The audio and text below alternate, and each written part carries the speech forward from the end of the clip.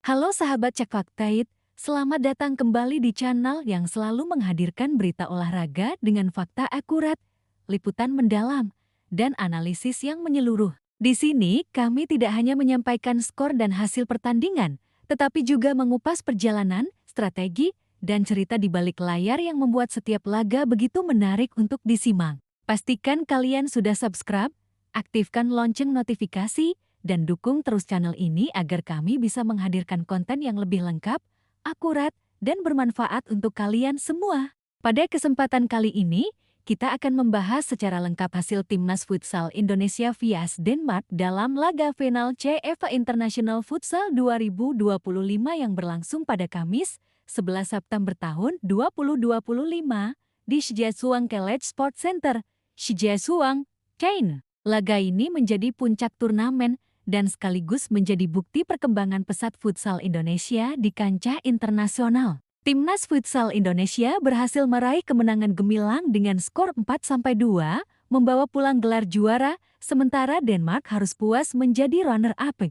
Sejak peluit awal dibunyikan, Timnas Futsal Indonesia langsung mengambil inisiatif serangan. Para pemain Garuda Futsal tidak membiarkan Denmark menguasai bola terlalu lama. Peluang pertama datang melalui aksi Dewa Rizky yang mencoba menerobos pertahanan Denmark dengan cepat dan presisi. Tak lama kemudian, giliran Reza Gunawan dan Muhammad Fajrian yang menguji ketangguhan kiper Denmark, William Christian. Strategi menekan sejak awal ini menunjukkan bahwa Indonesia datang bukan sekadar untuk bertahan, tetapi untuk menampilkan permainan agresif dan dominasi penuh sejak menit awal. Tekanan yang terus-menerus akhirnya membuahkan hasil pada menit kedua. Berawal dari umpan matang Reza Gunawan, Dewa Rizky melepaskan tendangan keras ke arah gawang Denmark. Meski sempat ditepis oleh William Christian, laju bola terlalu deras hingga masuk ke gawang. Gol pembuka ini menjadi sangat penting bagi Indonesia karena memacu kepercayaan diri seluruh pemain sekaligus memberi sinyal bahwa Garuda Futsal datang untuk memenangkan pertandingan. Setelah unggul,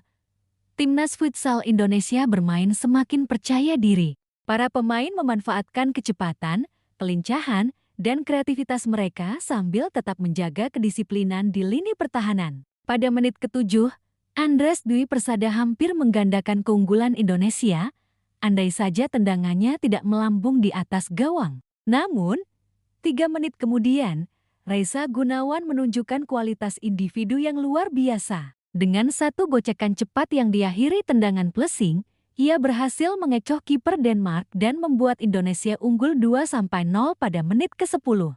Tidak berhenti di situ, Reza Gunawan kembali mencetak gol keduanya setelah melakukan gerakan tipu yang membuat kiper Denmark kelabakan. Gol ini membuat keunggulan Indonesia menjadi 3-0, memberikan tekanan psikologis yang besar bagi Denmark. Namun, Denmark tidak tinggal diam. Mereka sempat memperkecil ketertinggalan melalui skema power play ketika Skat Rasmussen memanfaatkan kekosongan di sisi kiri pertahanan Indonesia dan berhasil mencetak gol. Skor menjadi 3-1 hingga babak pertama usai. Memasuki babak kedua, Timnas Futsal Indonesia tidak menurunkan intensitas permainan. Justru sebaliknya, mereka semakin rajin melakukan pressing ketika Denmark menguasai bola. Strategi ini membuat Denmark sulit mengembangkan permainan dan terus-menerus berada di bawah tekanan. Keuletan dan ketekunan ini membuahkan hasil ketika Andres Dwi Persada memanfaatkan kesalahan kiper William Christian yang keluar dari sarangnya dan dengan mudah memasukkan bola ke gawang. Gol ini membuat keunggulan Indonesia melebar menjadi 4-1 pada menit ke-22.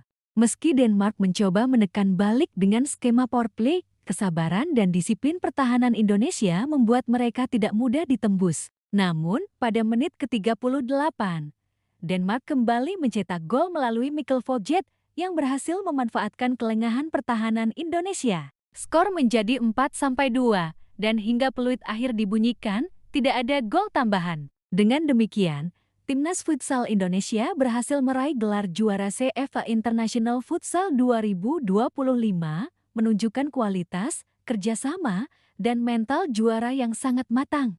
Sahabat Cek Faktaid, kemenangan ini bukan hanya soal skor, tetapi juga menunjukkan kemampuan Timnas Futsal Indonesia dalam aspek teknik, strategi, dan mental bertanding. Para pemain menampilkan kecepatan, kelincahan, kreativitas, dan kemampuan memanfaatkan peluang dengan sangat baik. Selain itu, disiplin pertahanan dan kerjasama tim membuat Denmark kesulitan mencetak lebih dari 2 gol. Mari kita lihat susunan pemain timnas futsal Indonesia yang tampil gemilang pada final ini. Kiper, Angga Ariansyah kapten dan pemain kunci, Dewa Rizky. Pemain lainnya, Aditya Spriambudi, Reza Gunawan, Muhammad Fechrian cadangan, Andi Tenri Juangga, Dipo Arahman, Ardian Kaspari, Muhammad Rizky Fauzan, Muhammad Zidan, Muhammad Faturrahman, Andres Dwi Persada Putra, Rian Dwi Reynaldo, Muhammad Afif Rizky Pelatih, Muhammad Amril, Dalai. Sementara tim Denmark menurunkan susunan sebagai berikut.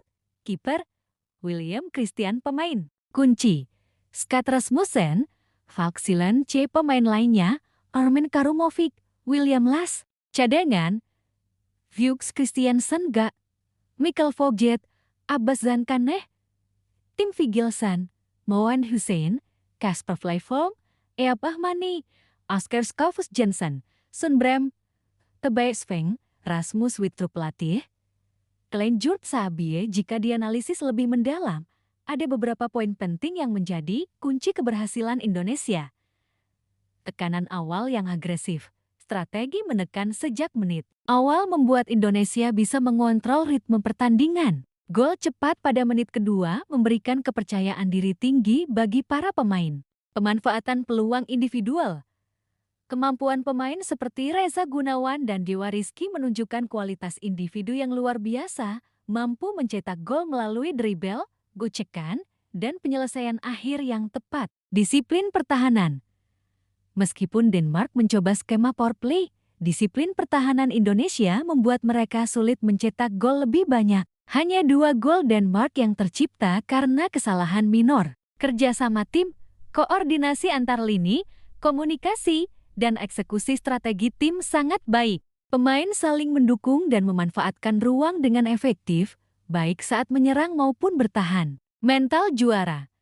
Indonesia bermain dengan fokus, tidak terpengaruh tekanan lawan, dan terus mengendalikan permainan sepanjang 40 menit. Mental juara ini sangat penting dalam pertandingan final. Kemenangan ini memiliki dampak positif besar bagi perkembangan futsal Indonesia. Selain meraih gelar juara internasional, para pemain mendapatkan pengalaman berharga menghadapi lawan dari Eropa, meningkatkan mental bertanding, dan menunjukkan bahwa Indonesia mampu bersaing di level internasional. Pelatih Muhammad Amril Daulay pantas mendapat apresiasi karena berhasil menyiapkan tim yang matang, disiplin, dan adaptif terhadap berbagai situasi pertandingan. Selain itu, gelar juara ini juga menjadi bukti bahwa futsal Indonesia sedang berada di jalur yang tepat. Para pemain muda mendapatkan kesempatan untuk unjuk kualitas, mengasah teknik, strategi, dan mental juara yang akan sangat berguna di ajang internasional berikutnya. Pengalaman ini akan mempersiapkan mereka untuk menghadapi lawan-lawan yang lebih tangguh,